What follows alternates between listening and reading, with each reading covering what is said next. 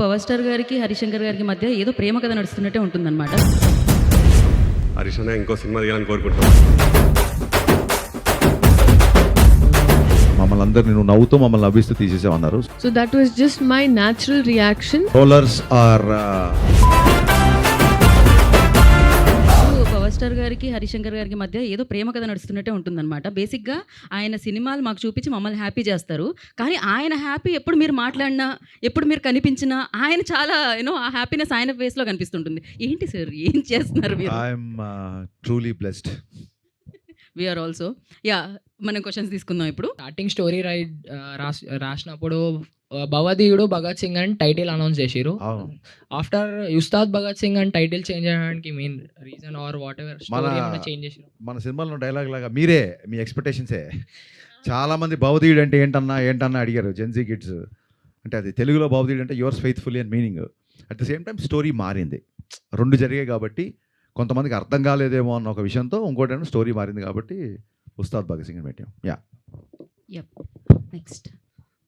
Hi అన్న, నా పేరు అఖిల్, హైదరాబాద్ పీకేఎఫ్సి టీం నుంచి వచ్చాం. తెలుసు నాకు. So first of all congratulations to మీ టీం అన్న. Thank you. Sreeleela ma'am, Rashik అన్న, ఎక్సలెంట్ పర్ఫార్మెన్స్. హరీష్ అన్న ఇంకో సినిమా తీయాలని కోరుకుంటున్నాం మా టీం నుంచి. ఖచ్చితంగా ఉంటుంది. యాక్చువల్గా ఈ సినిమాలో మీరు డైరెక్టర్గా హరిశంకర్ గారు డామినేట్ చేశారా, లేదంటే డైరెక్టర్ గారిలో ఉన్న హరిశంకర్ గారిలో ఉన్న రైటర్ డామినేట్ చేశారా? ఒకవేళ డామినేట్ చేస్తే ఏ అంశం మీకు ఏది ఎక్కువ నచ్చింది? నేను యాక్చువల్గా ఆల్వేస్ డైరెక్టర్గానే డామినేట్ చేసి ఉంటుంది డెఫినెట్గా. ఏ అంశం నచ్చిందంటే నాకు సినిమా డబ్బింగ్ చూసిన తర్వాత పవన్ కళ్యాణ్ గారు ఒక పెద్ద కాంప్లిమెంట్ ఇచ్చారు. ఇంత పెద్ద సినిమా కరెక్ట్గా ఎగ్జాక్ట్గా వాడిన పదాలు చెప్తాను, అలా ఓకగా తీసేసావు మమ్మల్ని అందరినీ, నువ్వు నవ్వుతూ మమ్మల్ని నవ్విస్తూ తీసేసావు అన్నారు. So I think I truly appreciate your craftsmanship అని చెప్పారు. That's the biggest compliment for me. Super sir. మాకైతే డైరెక్టర్ కమ్ రైటర్ కూడా చాలా నచ్చేశారు. థియేటర్లో మీ డైలాగ్స్తో మేమంతా చాలా ఎంజాయ్ చేసాం. డైరెక్టర్ బండి అయితే దాంట్లో ఫ్యూయల్ పోసినప్పుడే డైరెక్టర్ ముందుకెళ్తాడు. సూపర్ సార్, చాలా బాగా చెప్పారు. నెక్స్ట్. మైక్. హాయ్ హరిశంకర్ గారు. Hi. I have one question. దీనికి ముందు ఓజీ మూవీ వచ్చింది కదా, Yeah. అది బ్లాక్ బస్టర్ అయింది కదా, Correct. దానిపైన మీ కామెంట్ ఏంటి? Very happy. లైక్ మీరు ఎంత హ్యాపీగా ఉన్నారో నేను ఎంత హ్యాపీ ఉన్నాను. గబ్బర్ సింగ్ ముందు వచ్చిన సినిమాలు కొంచెం డిసప్పాయింట్ చేసినప్పుడు కొంచెం డల్గా ఉండేవాళ్ళం. ఓజీ వచ్చి బ్లాక్ బస్టర్ అయ్యేసరికి ఫుల్ ఆ రెస్పాన్స్తో రెచ్చిపోయి మరీ షూటింగ్ చేసాం. ఆ ఎనర్జీతో చేసాం కాబట్టి సినిమా అంత ఫాస్ట్గా ఫినిష్ చేసాం. అండ్ మీ ఓజీ తీసిన డైరెక్టరే గబ్బర్ సింగ్ సినిమా చూసి బయటకు వచ్చి రచ్చ చేశాడు. అందుకే నేను శ్రీరాములు థియేటర్కి వెళ్ళి మళ్ళీ I gave the same tribute to Sujeeth and I'm very happy about it. తెలుగులో ఇంతమంది ఆర్టిస్టులు ఉండగా పార్థివన్ గారిని ఎందుకు సెలెక్ట్ చేసుకోవాల్సి వచ్చింది? అంటే నేను ఇందాక చెప్తాను కదా, ఇట్స్ డైరెక్టర్స్ చాయిస్ అండి. తెలుగులో ఉన్నారా లేరా అని కాదండి. ఇప్పుడు మనం సినిమా అనేది ఇట్ ఈస్ క్రాసింగ్. ఇప్పుడు రావు రమేష్ గారు మన ఆర్టిస్ట్ కదా, మరి కేజీఎఫ్లో ఆయన ఎందుకు పెట్టారు? ఫహాద్ ఫాసిల్ తమిళ్ కదా, పుష్పాలో మరి ఆయన ఎందుకు పెట్టారు? ఇట్స్ డైరెక్టర్ చాయిస్ అండి. అండ్ వీఆర్ మనందరము ఇండియన్ సినిమా మొత్తం ప్రపంచం అంతా తెలుగు సినిమాని చూస్తున్నప్పుడు మనం ఇంకా Telugu, Tamil, Kannada, Malayalam, I think we should break this language barriers and every director has a freedom to work with whom ever he wants. At the same time having said that కొత్తగా ఉండాలి. నల్ల నాగప్పనే కనబడాలి తప్ప బిఫోర్ చేసిన వాళ్ళు వీళ్ళు కనబడకూడదని. అండ్ డెఫినెట్గా మనకి ప్రకాష్ రాజ్ విలన్ అనగానే ప్రకాష్ రాజ్ గుర్తొస్తారు. ఆయన ఆల్రెడీ వకీల్ సాబ్ చేశారు, కళ్యాణ్ గారికి ఆపోజిట్గా జస్ట్ బిఫోర్ ఓజీలో కూడా చేశారు.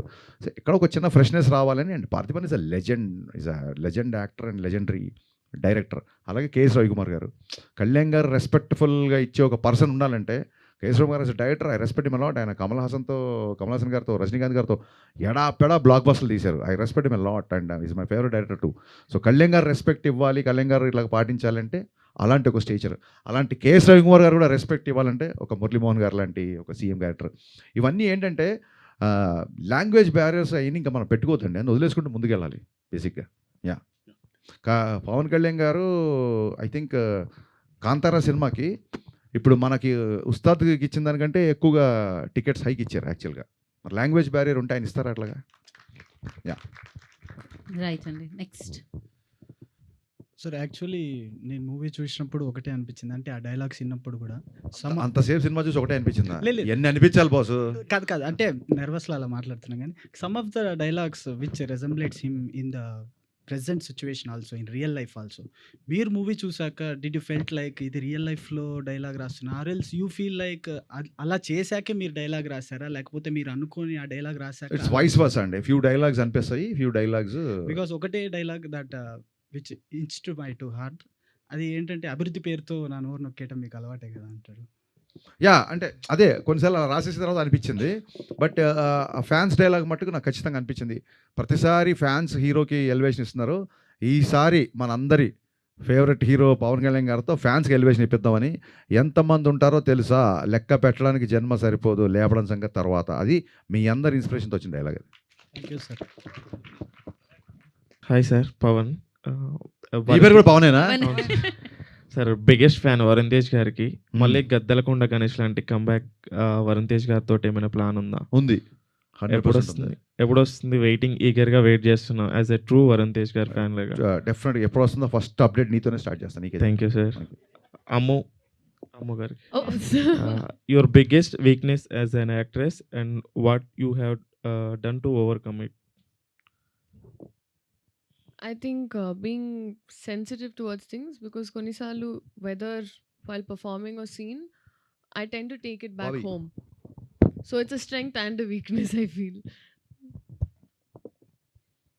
అన్న, Ah, this is Sivateja, Sivateja. Die hard Raviteja fan.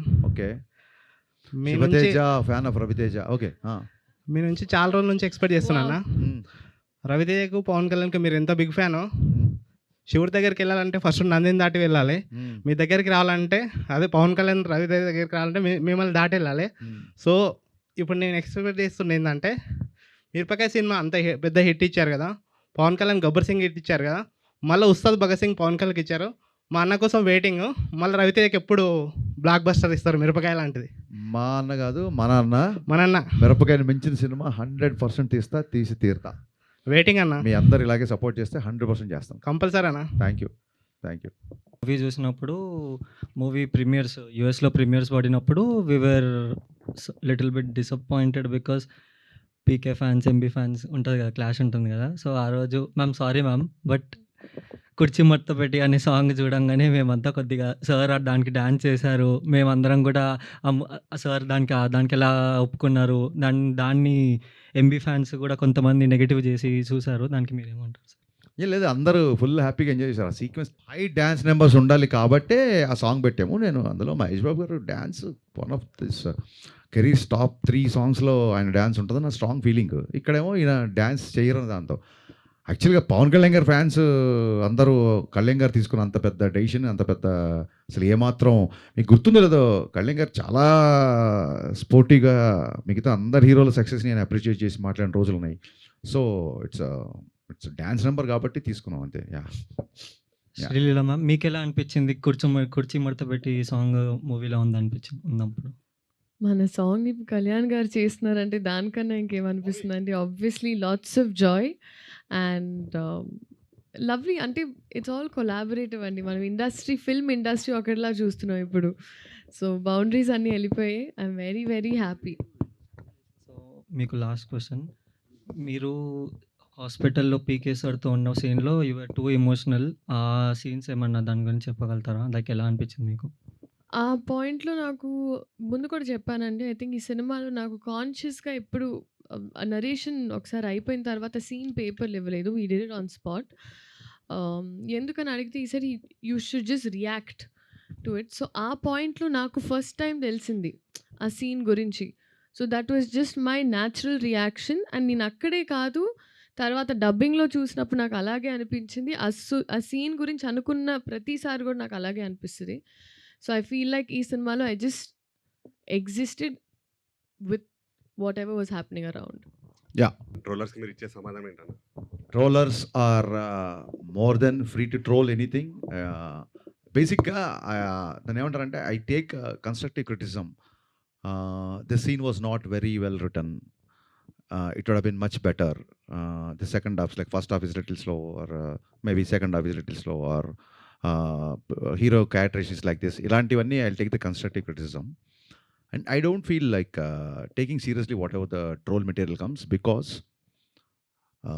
their identity, their their whereabouts are not known because they themselves are very insecure to reveal their identity. So నేను ఏదైనా మాట్లాడితే I take the accountability, I take the responsibility. వాళ్ళ accountability responsibility లేనోళ్ళు చీకట్లో 4 రాళ్ళు వేస్తున్నారు కదా అనుకుంటే, నాకు చేసిన ట్రోలింగ్కి నేను ఎప్పుడో ట్విట్టర్లు వదిలేసి వెళ్ళిపోవాలి నేను. సో నేను దానికి ట్రోలర్స్ గురించి, దాని గురించి కలెక్షన్స్ ఏదో మాట్లాడుతుంటారు. I don't take much. అలాంటి నేను ఎప్పుడో చెప్పాను కదా, ఇంట్లో నేను సినిమా డైరెక్ట్ చేద్దాం ఉన్నప్పుడు ఫస్ట్ ట్రోల్ చేసింది మా అమ్మ, మా నాన్న. నీ ఫేస్కి డైరెక్షన్ అని చెప్పి అప్పుడే ట్రోల్ చేశారు. ఇవన్నీ కొత్త ఏం కాదు. కానీ అబ్యూజివ్ లాంగ్వేజ్ ఉన్నప్పుడు అండ్ బియాండ్ ద గీత దాటినప్పుడు మట్టుకు బ్లాక్ చేయడము, సీరియస్గా కంప్లైంట్ చేయడము విల్ డూ. ఇంత పెద్ద సినిమా, ఇన్ని యాక్షన్ సీక్వెన్సెస్, 2 సాంగ్స్, డ్యాన్స్, ఇన్ని డైలాగ్స్, విలన్తో కాన్ఫ్రంటేషన్ ఇవన్నీ చేసి లాస్ట్ మినిట్లో మ్యూజిక్ డైరెక్టర్ మారినప్పుడు మళ్ళీ మ్యూజిక్ డైరెక్టర్ని బ్యాక్గ్రౌండ్ స్కోర్కి తమ్మన్ని తీసుకొని మళ్ళీ ఒక రకంగా దాన్ని ఏమంటారు ప్రీపోన్ అయినప్పుడు మళ్ళీ 19th అంటే 16th మేము కాపీ చేయడం, ఇన్ని ఆడ్స్ మధ్య ఈ సినిమాని మీరు అందరూ చూసేలాగా చేయించడమే నా పెద్ద సక్సెస్ నేను ఫీల్ అవుతున్నా. I'm totally happy with my output and people are embracing, people are loving and I did it more than I can do. Thank you. Thank you fans, thank you so much for your valuable time and valuable questions. Thank you so much and thank you so much Harishankar garu for Ustad Bhagat Singh. నిజంగానే celebrate చేసుకున్నాం PSPK ఫ్యాన్స్గా, cinema అభిమానుల.